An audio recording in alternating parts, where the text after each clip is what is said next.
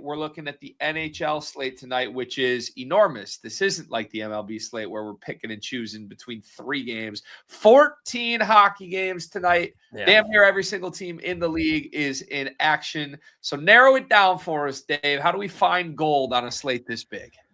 It can be tough without, even diving in. The first things I look for are the most exploitable defenses, games where maybe the model has a pretty close, if it's exploitable defense on both sides, maybe has a pretty close prediction suggesting, back and forth offense. Look for if you're looking for goals, look for games that the model projects the over, things like that. And then, of course, starting with the props, which is pretty much what we're going to do here, and looking for at least 1 or 2 players that stand out from there. Like we were just talking about, maybe finding another prop that correlates sort of game script wise, tying these things together. But right off the rip here, got to look at Macklin Celebrini in Sharks Ducks. 2 of the worst defenses in the NHL playing. Both playing pretty hard for their playoff spots right now as well. Sharks could pick up 2 points on the Ducks in their same division with a regulation win tonight. I would expect both these teams to be playing pretty hard, but they give up a lot of goals. We got an edge here on Macklin Celebrini. Pretty much you don't have to look.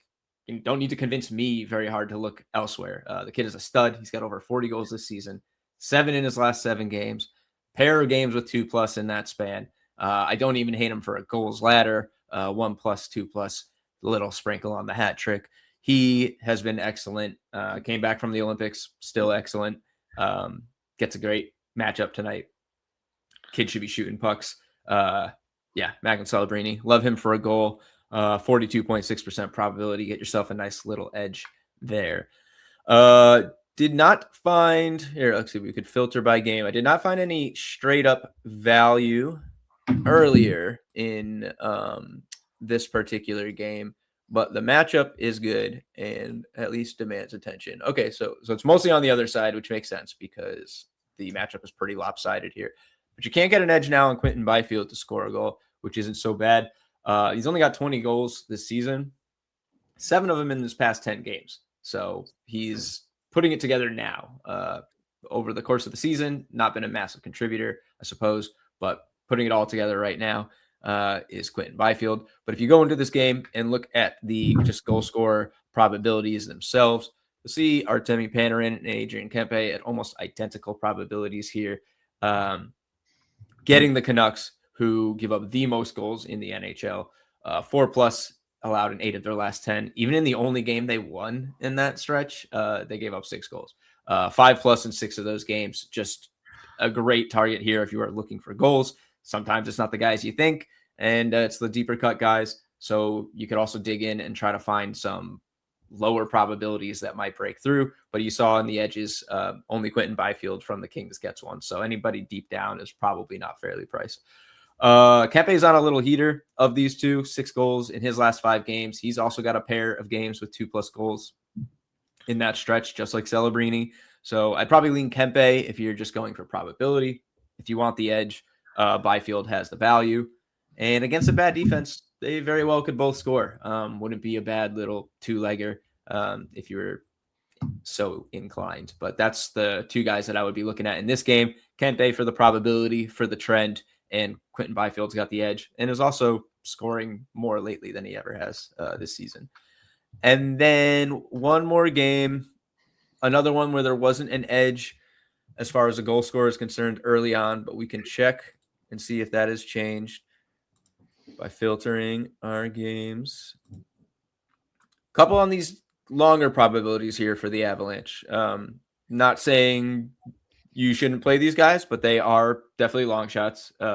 Ross Colton, for example, 9 goals this season. I think he's got 2 since February began. Obviously, we had the Olympics break and whatnot, but these are guys who just don't score a lot.